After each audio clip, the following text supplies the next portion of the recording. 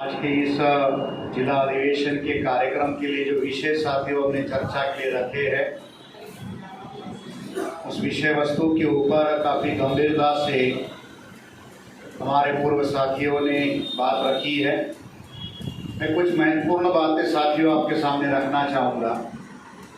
आपकी माफ़ी चाहता हूँ कि मैं हिंदी में बात कर रहा हूँ। बहुत सारे साथियों को हिंदी समझने में थोड़ी सी दिक्कत हो सकती है। मैं थोड़ा बंगाली सीख रहा हूँ, थोड़ी बंगाली जो मुझे है समझ में आ रही है। जितना समय आप लोगों के साथ में बिताऊंगा उतनी जल्दी हम लोग बंगाली समझने और बोलने की स्थिति में रहेंगे। फिर भी आप लोगों ने इस सारे कार्यक्रम के लिए जो मेहनत की, कार्यक्रम के ऑर्गेनाइजर, हमारे जिला कमेटी के सारे साथी, आप सभी का मैं शुक्रिया अदा करता हूँ। साथियों, आज का ये कार्यक्रम जिस विषय वस्तु को लेकर रखा गया है, आप सभी जानते हैं कि देश के हालात क्या है और किस हालात में, किस परिस्थिति में इस देश की लोकतंत्र को, सियासत को लेकर आने का काम यहाँ के राज चलाने वाले लोग कर रहे हैं। और ऐसी परिस्थिति में समाज के अंदर जो लोग बेदारी के लिए, जागृति के लिए काम करते हैं, उनकी जिम्मेदारियां बहुत ज़्यादा बढ़ती है।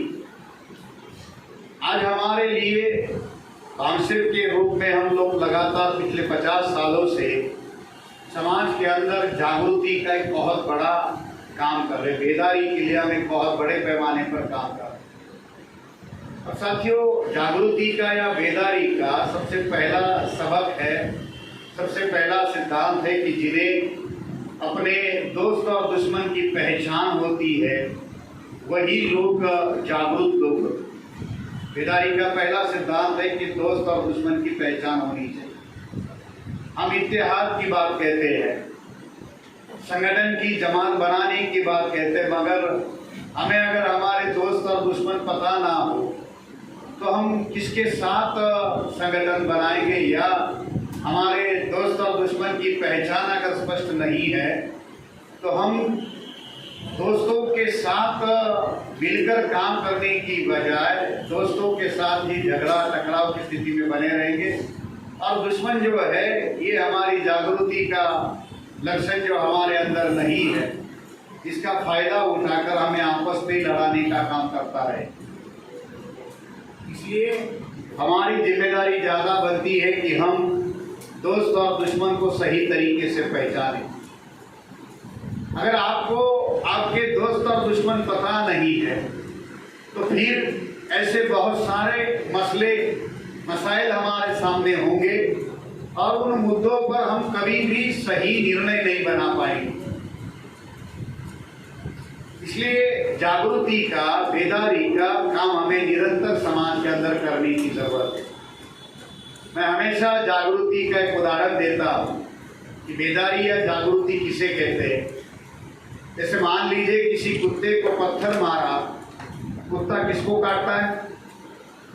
पत्थर को या पत्थर उठाने वाले को? कुत्ता किसको काटता है? पत्थर उठाने वाले को। अब कुत्ते को लगा क्या है? पत्थर। तो कुत्ते ने किसको काटना चाहिए?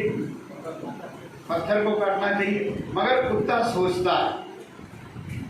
जब भी हम सोचेंगे तब भी हम आगे बढ़ेंगे। हम सोचते नहीं, बगैर सोचे समझे हम फैसले करते, यही हमारी समझ है।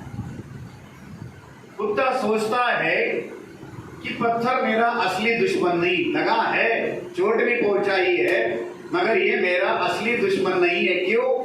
क्योंकि पत्थर की अपनी कोई जान नहीं, ये बरसों से ऐसे पड़ा हुआ है, इसकी अपनी कोई गति नहीं। न्यूटन ने लॉ ऑफ ग्रेविटी का, लॉ ऑफ मोशन का सिद्धांत पढ़ाया, साइंस में, फिजिक्स में हमने ये पढ़ा है। अब कुत्ता न्यूटन को नहीं जानता, कुत्ता फिजिक्स को नहीं जानता, कुत्ता सोचता है। दूसरा विचार कुत्ता ये करता है कि चलो मान लो मैंने पत्थर को ही अपना दुश्मन माना और पत्थर को काट लिया, क्या फर्क पड़ेगा?